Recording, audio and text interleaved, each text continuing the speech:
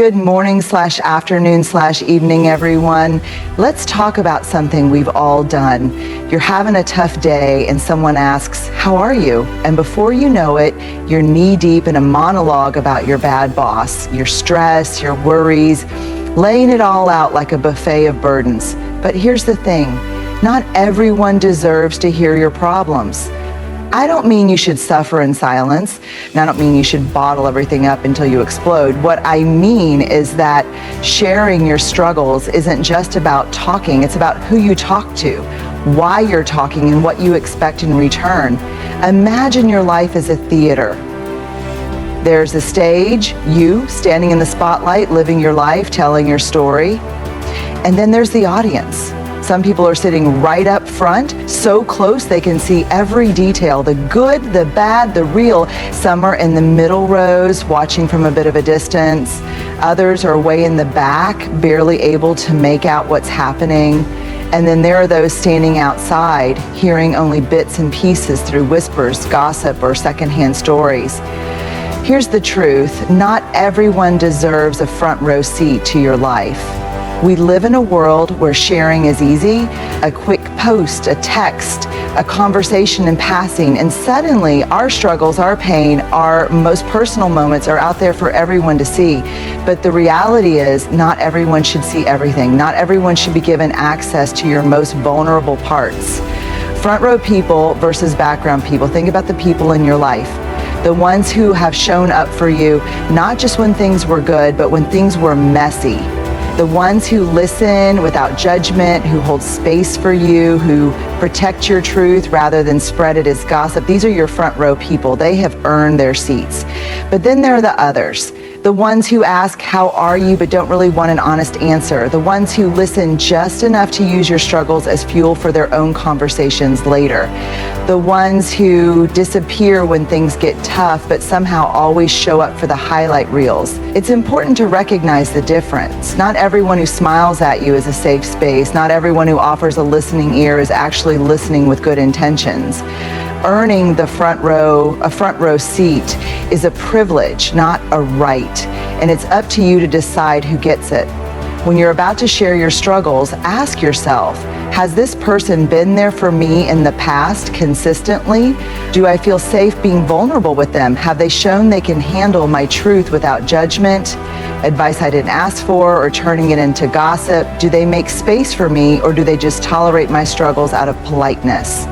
If the answer isn't a clear yes, then maybe they belong in the middle row or the back.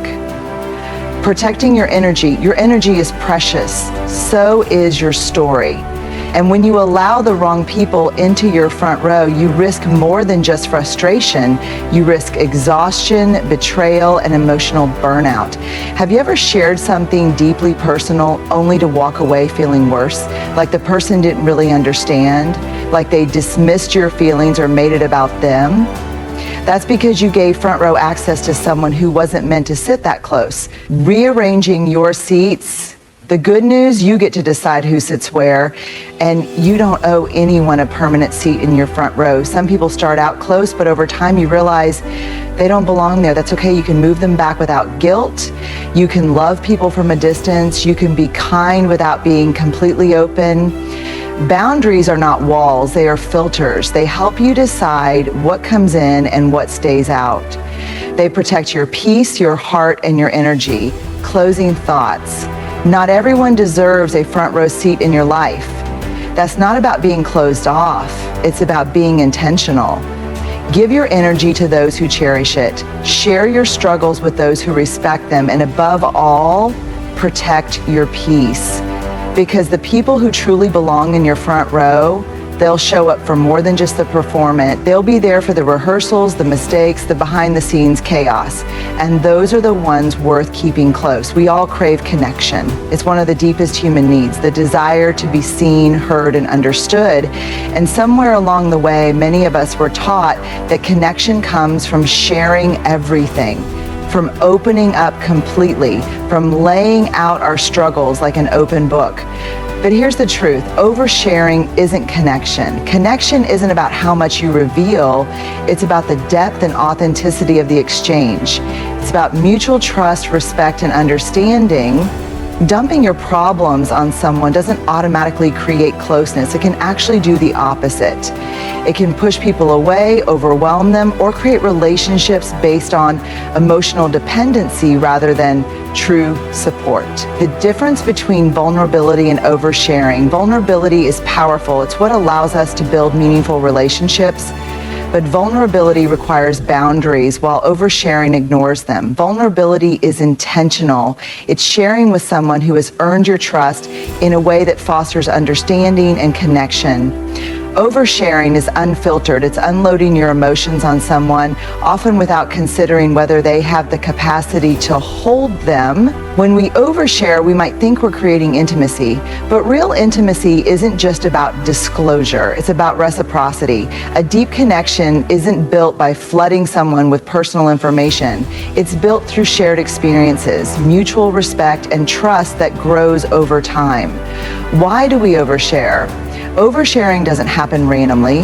It usually comes from an unmet emotional need, a subconscious attempt to fill a gap. Here are a few reasons we might overshare. Seeking validation. We want someone to confirm that our feelings are valid, that our pain is real, that we are seen. Avoiding discomfort. Silence can feel awkward, so we fill it with personal stories, even if they're deeply personal. Mistaking honesty for intimacy. We believe that being completely open with someone automatically makes us closer. Unresolved emotions. When we haven't fully processed something, we might talk about it compulsively, using others as emotional dumping grounds instead of doing the internal work. Lack of boundaries. Some of us were never taught to filter what we share and with whom. We assume openness is always good without considering the context. The cost of oversharing. Oversharing can have unintended consequences, and it doesn't always lead to the connection we're hoping for. It can push people away. When we reveal too much too soon, it can make others feel uncomfortable or overwhelmed. Not everyone is prepared to hold that space for us. It can damage our reputation. Sharing deeply personal struggles with the wrong people can lead to gossip, misinterpretation, or judgment. It can create emotional exhaustion. When we constantly relive our problems by retelling them to multiple people, we keep ourselves stuck in the same emotional loop instead of healing. It can lead to superficial relationships. Some people may listen, but that doesn't mean they're truly there for you. Oversharing can attract people who are interested in the drama of your life rather than your well-being. How to share without oversharing. Being open is important, but being selectively open is even more powerful. Here's how to find the balance. Ask yourself why you're sharing. Before opening up, pause and reflect. Are you sharing to build a connection, or are you seeking validation, attention, or relief? Consider your audience. Has this person earned the right to hear your story? Do they have the emotional capacity to support you? Time matters. If you've just met someone, diving into your deepest struggles can feel more like emotional dumping than meaningful connection. Let relationships develop naturally. Check your emotions. Are you sharing because you're feeling overwhelmed in the moment? If so, you might need to process your feelings first before talking to someone else. Set boundaries for yourself. Not everything needs to be shared with everyone. Some things are meant for close friends, a therapist, or even just for you. Deep connection comes from more than just words. True connection isn't just about what you say, it's about how you make someone feel. It's about being present, listening, and creating a space where both people feel seen and valued.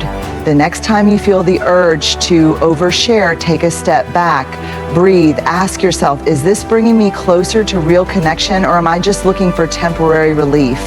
Because the people who truly care about you, they don't need your entire life story in one sitting. They'll be there for the long haul, learning and growing with you, one conversation, one moment, one step at a time. Vulnerability is one of the most powerful things we can offer another person. It's how we build deep, meaningful connections. It's how we let people see the real us beyond the masks and the social niceties. Vulnerability says, here I am with my scars, my fears, my hopes, and my truth. But here's what often gets misunderstood. Vulnerability is not the same as exposure. It is not a free-for-all where we spill everything to anyone who will listen. Vulnerability without boundaries is not courage, it's emotional recklessness. Why vulnerability feels so risky? Let's be honest, being vulnerable can feel terrifying. It means letting someone see parts of us that we usually keep guarded. And once we've shared something deeply personal, we can't take it back. That's why boundaries are essential. Boundaries are what protect us from turning vulnerability into self-betrayal. They ensure that we are sharing in a way that is healthy, intentional, and with the right people. Without boundaries, vulnerability can lead to oversharing. When we don't set limits, we may reveal too much too soon to the wrong people, make us emotionally drained. Constantly opening up without the right support can leave us exhausted rather than uplifted, expose us to judgment and misuse. Not everyone who listens to our struggles does so with good intentions. Some people will judge, some will gossip, and some may even weaponize our pain against us. Create relationships based on pity instead of true support. If we're always vulnerable without boundaries, we risk forming connections where people feel obligated to comfort us rather than truly understanding and valuing us. Boundaries don't make you cold. They make you strong.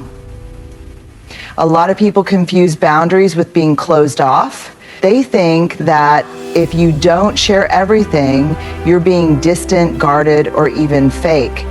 But that's not true. Boundaries don't keep people out. They ensure the right people come in. They are the difference between sharing with intention and sharing just to unload. Think about it this way. If you had a priceless, delicate piece of art, would you leave it outside in the rain, hoping someone will appreciate it? Or would you place it in a space where it's protected, valued, and cared for? Your emotions, your struggles, your deepest truths, they are that priceless artwork, and they deserve to be shared with those who will treat them with care. How to be vulnerable without losing yourself. So how do we practice vulnerability while maintaining boundaries? Here are a few key things to keep in mind. 1, know who has earned your trust. Not everyone deserves front row access to your heart.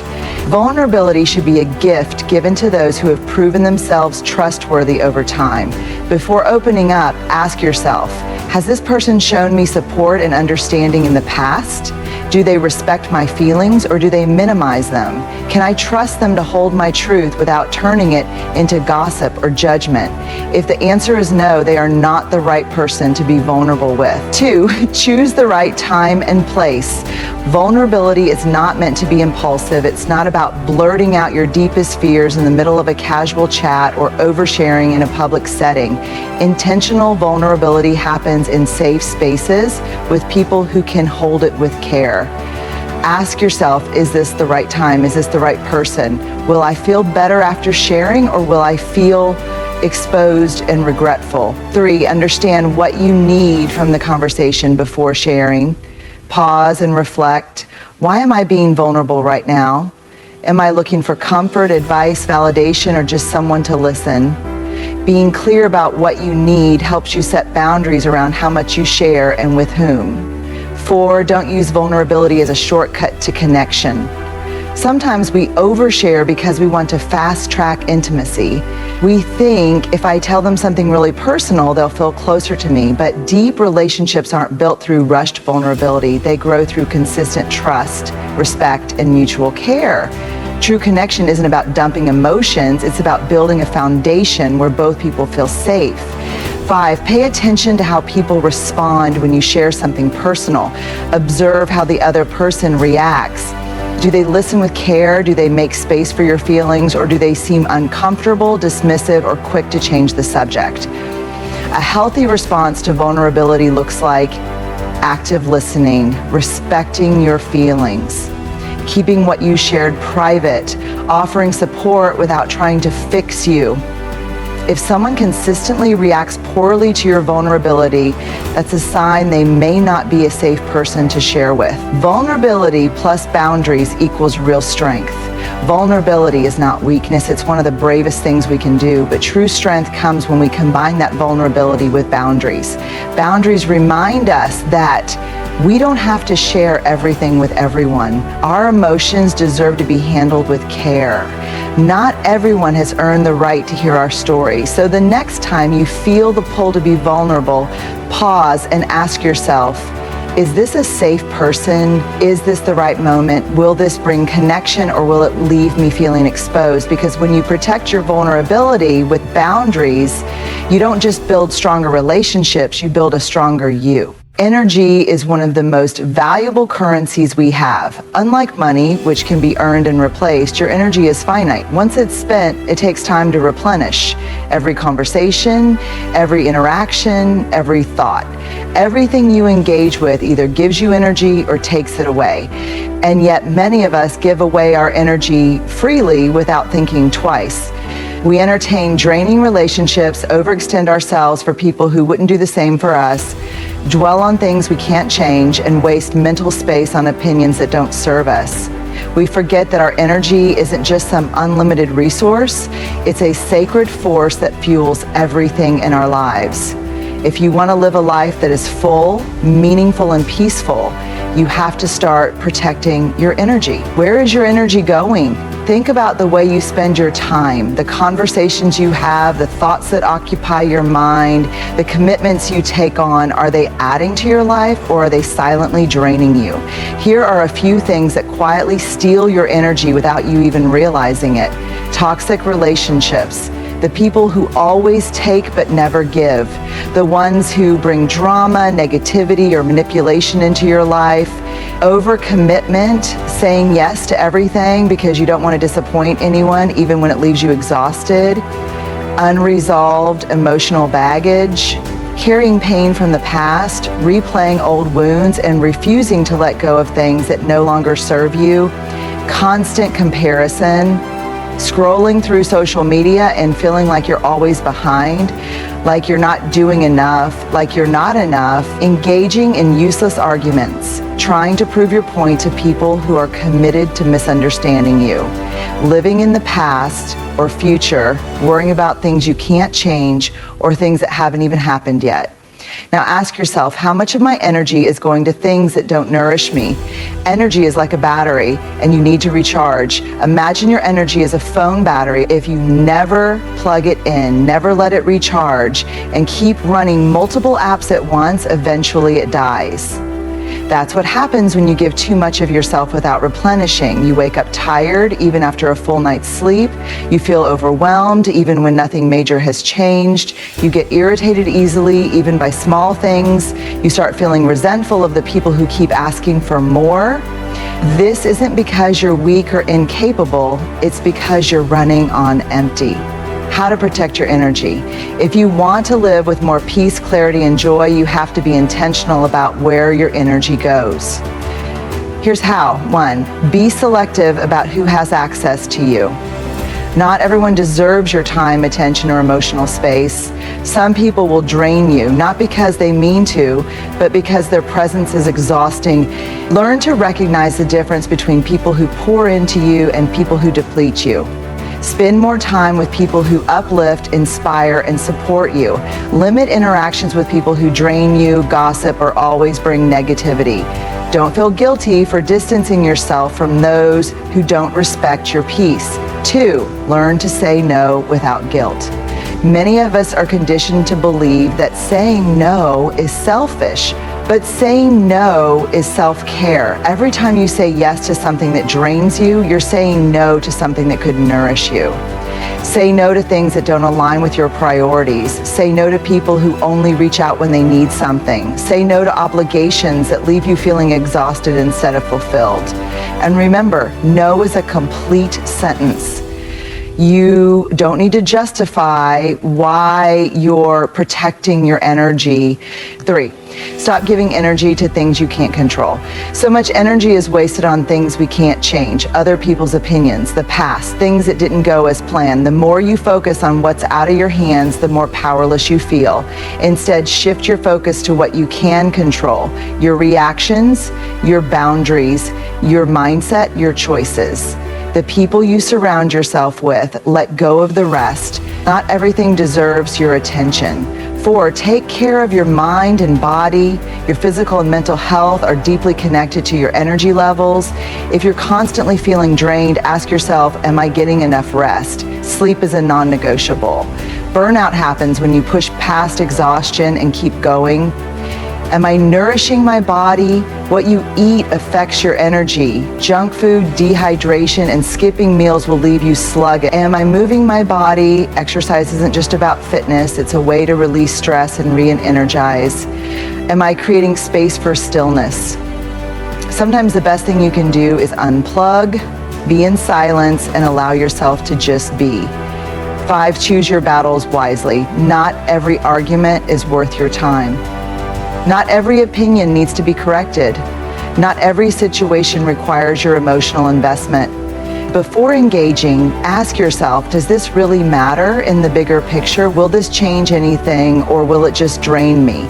Am I responding because I genuinely care, or because my ego is triggered?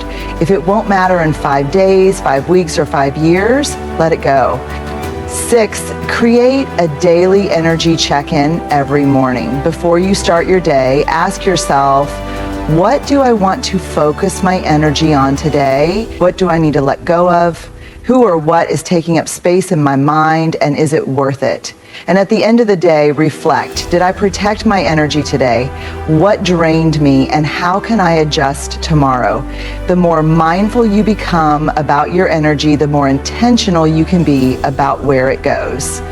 Final thoughts, your energy is your power. At the end of the day, your energy is one of your most precious resources. Don't waste it on things that don't nourish your soul. Choose people who pour into you, not just take from you. Set boundaries without guilt. Stop chasing things that aren't meant for you. Let go of what you can't control. Prioritize your mental and physical well-being, because when you start treating your energy like the valuable force that it is, you'll realize something powerful. You don't need to do more, give more, or prove more. You just need to protect what's already within you, and that is where your true strength lies. We live in a world that encourages authenticity. We're told to be ourselves, to speak our truth, to own our stories, but what they don't tell us is this: not everyone can handle your truth. Some people only want the version of you that makes them comfortable, the version that doesn't challenge their beliefs, disrupt their illusions, or force them to reflect on their own lives. Some people will embrace your truth, but others will reject it, misunderstand it, or even weaponize it against you. And that's okay, because your truth isn't for everyone. While your truth makes some people uncomfortable when you speak your truth, when you are raw, real, and unapologetic, it does something to people. It shakes them. It forces them to confront things they may not be ready to face. Here's why some people struggle with your truth. It challenges their narrative. Some people have a fixed idea of who you are based on the version of you they've known. When you grow, evolve, or reveal parts of yourself they didn't expect, it disrupts their perception. They may resist it because it forces them to either update their view of you or cling to the old one. It triggers their own insecurities. Your courage to speak your truth might highlight their own fear of doing the same. Instead of facing their own suppressed truths, they might dismiss, criticize, or avoid yours. It forces reflection. Some people are comfortable living in denial. When you share your truth, especially if it involves setting boundaries, leaving toxic situations, or prioritizing your well-being, it forces them to question their own lives. It makes them feel powerless. People who are used to controlling you, manipulating you, or keeping you in a box may resist your truth because it means they no longer have power over your story. They're simply not ready for it. Some people don't have the emotional maturity, self-awareness, or willingness to understand your perspective. It's not your job to make them ready. Not everyone deserves to hear your truth. Just because your truth is important doesn't mean it needs to be shared with everyone. Some people have earned the right to hear your story, others haven't. And that distinction is key. Safe people listen, seek to understand, and hold space for you. Unsafe people judge, dismiss, gossip, or use your truth against you. Before you share something deeply personal, ask yourself, Has this person shown me that they respect my truth? Do they listen without judgment? Do they make space for real, honest conversations? Have they proven that they can be trusted with my vulnerability? If the answer is no, protect your truth. It is not a gift to be handed to just anyone. You don't have to explain yourself to everyone. One of the hardest things to accept is that some people will not understand you, no matter how well you explain yourself. Some people will hear your truth and twist it into something it's not. Some will dismiss it because it doesn't align with their perspective. Some will argue, debate, or gaslight you into questioning your own reality. You don't owe them an explanation. You don't have to convince anyone to validate your truth. Your truth is valid, even if only you understand it. Protecting your truth with boundaries. If not everyone can handle your truth, then what's the solution? Boundaries. Boundaries protect your energy, your emotions, and your mental peace. Be selective with who you share with. Not every person, family member, or friend is the right person to confide in. Choose wisely. Don't chase understanding. If someone refuses to see your truth, stop trying to force them. Walk away with your peace intact. Allow people to react how they will. You can't control how others react to your truth. Some will embrace it, others won't. That's not your burden to carry. Silence is also an option. Sometimes the most powerful thing you can do is keep your truth to yourself. Not out of fear, but out of wisdom. Standing firm in your truth. There is freedom in embracing the fact that not everyone will get it. Not everyone will approve. Not everyone will accept you as you are. But you don't need everyone to. You don't need universal acceptance to be at peace with yourself. You don't need every person's validation to know that your truth is real. You don't need the world's approval to stand tall in who you are. When we face challenges, our first instinct is often to reach out, to vent, to seek advice, to find comfort in someone else's words. And while there's nothing wrong with seeking support, there's something we often overlook. The power of self-reflection before we ask others for help. Because the truth is, not all support is helpful. If we rush to unload our emotions before we've taken the time to sit with them, we risk seeking validation instead of real solutions, receiving advice that doesn't actually align with what we need, depending on others to process emotions we haven't even tried to understand ourselves. Feeling even more confused because we haven't yet sorted through our own thoughts. Before you look outward, turn inward, pause, breathe, reflect, because the answers we're looking for are often inside us. We just have to be willing to listen. Why self-reflection matters before seeking support. 1, it helps you understand what you're truly feeling. How often do we run to someone saying, I just feel so overwhelmed, without actually knowing what's overwhelming us? Self-reflection forces us to go deeper. Instead of relying on someone else to define our emotions, we take responsibility for understanding them ourselves. Before reaching out to others, ask yourself, what am I actually feeling right now? Sadness, fear, frustration, confusion? Where is this feeling coming from? Is this a temporary emotion or is it part of a deeper pattern? When we take time to name our emotions before sharing them, we can express ourselves more clearly. And when we're clear, the support we receive becomes far more effective. 2, it gives you a chance to find your own answers. There's a difference between seeking support and seeking someone to think for you. Too often we ask others for solutions before we've even tried to find them ourselves. But here's the thing, you know yourself better than anyone else does. You know your strengths, your past experiences, your values, and what has worked for you before. So instead of immediately asking, what should I do? Pause and ask yourself, what do I already know about this situation? If I were giving advice to a friend in my position, what would I say? What part of this is in my control and what isn't? Have I been in a similar situation before? How did I handle it? Sometimes the clarity we seek is already within us. We just have to slow down long enough to access it. 3, it helps you avoid unnecessary external influence. When you seek advice without self-reflection, you risk absorbing opinions that may not align with your truth. People will always give advice based on their own experiences, fears, and biases, but their perspective is not always the right one for you. If you don't take time to reflect first, you might end up following guidance that pulls you further from your own inner wisdom. Before you absorb someone else's perspective, ask yourself, do I really need advice, or do I just need to process my emotions? Does this person have the insight or experience to guide me in the situation? Am I asking for their perspective, or am I hoping they'll make my decision for me? Self-reflection ensures that when you do seek support, you remain grounded in your own truth instead of getting lost in someone else's. 4, it helps you communicate more effectively. Have you ever vented to someone only to feel frustrated by their response?